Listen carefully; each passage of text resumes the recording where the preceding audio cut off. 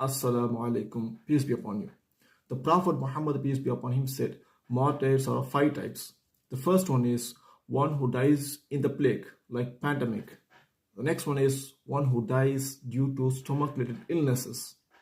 And the next one is one who dies by drowning in the water. And the next one is one who dies as a result of the collapsing of buildings or structures, like due to earthquake and some other reasons. And the final one is one who dies in the path of Allah. From these hadiths, we can be hopeful that those people who died in Syria and Turkey due to the collapsing of buildings caused by earthquake, may Allah accept them as shaheeds. Ameen. Assalamu alaikum wa rahmatullahi wa barakatuh.